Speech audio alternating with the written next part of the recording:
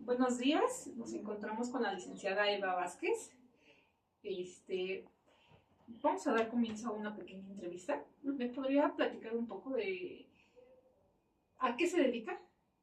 Bueno, pues yo me dedico soy orientador técnico en la secundaria y aparte tengo consultorio. Doy atención a pacientes, principalmente a pacientes con trauma. ¿Qué, qué actividades realiza en la orientación? Pues como su nombre lo dice, oriento a los chicos, sobre todo soy como mediadora, ¿no? Mi papel es mediar las situaciones entre los alumnos, entre alumnos y papás, ¿no? Sí. Entre papás y maestros, entre alumnos y maestros, ¿no? Principalmente me enfoco en sus habilidades emocionales o en sus situaciones emocionales, porque eso finalmente impacta en lo académico. Uh-huh. Muy interesante. Nuestro tema principal son las posturas empírico-analítica, la fenomenológico, hermenéutica, lingüística y la postura dialéctica. ¿Qué, ¿Qué percepción tiene de estas posturas? Bueno, pues principalmente de la fenomenológica. Esa es se basa mucho en la experiencia del ser humano. Cada uno tiene su experiencia de acuerdo a su cultura, de acuerdo a su historia, de acuerdo a lo que ha vivido. Entonces, la percepción de cada ser humano es diferente, ¿no? Y bueno, la otra, ¿qué me decía? ¿Dialéctico? No.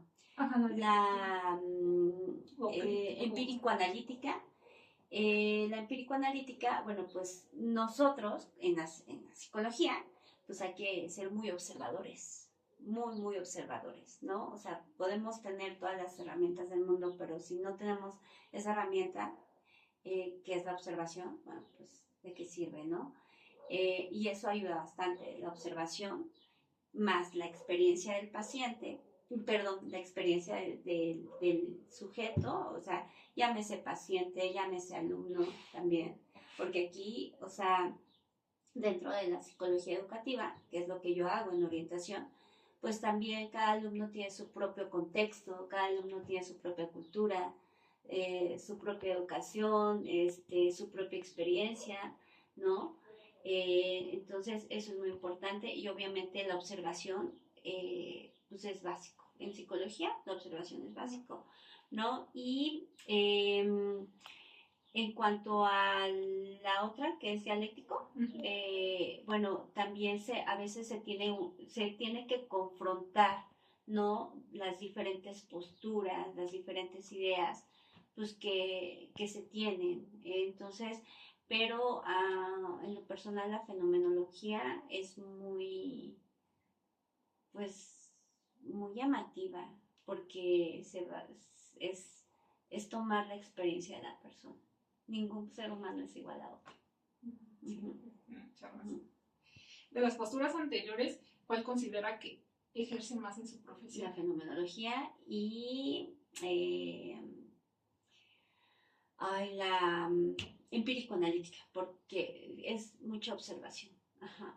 Desde cómo está respirando la persona, cómo está mirando, qué postura tiene en su cuerpo, eso es importante, ¿no? Cómo lo está diciendo, no es lo que está diciendo, cómo lo está diciendo también, eso es importante. Uh-huh.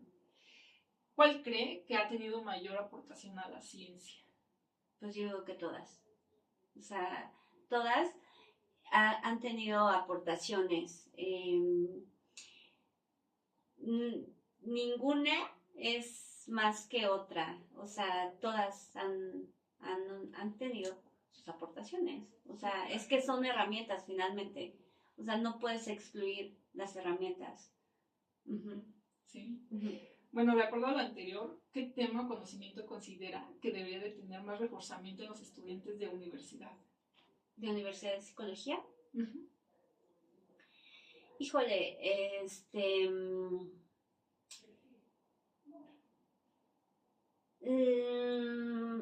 yo pienso que ahorita tener en cuenta mucho el tema de trauma, y no porque me guste el trauma, sino porque o sea, la psicotraumatología, porque en la escuela, por lo regular, nos dan, y eso fue hace muchos años que yo estudié psicología, pero se basaba más en la narrativa de las personas, ¿no? Y la experiencia de las personas es muy importante también, o sea, más que la narrativa, hay que observar el cuerpo, porque en el cuerpo están las emociones, en el cuerpo están los pensamientos, ¿no? Las sensaciones, es en el cuerpo.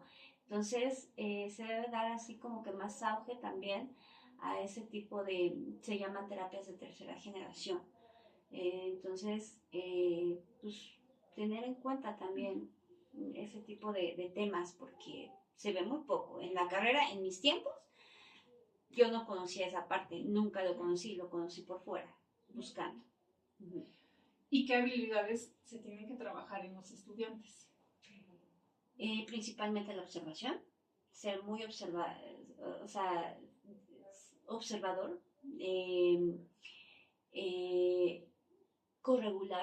regularse ellos o regularnos nosotros para regular al otro, porque por ejemplo aquí en orientación muchas veces tenemos que regular al alumno, y si yo no estoy regulada, pues menos voy a regular al otro.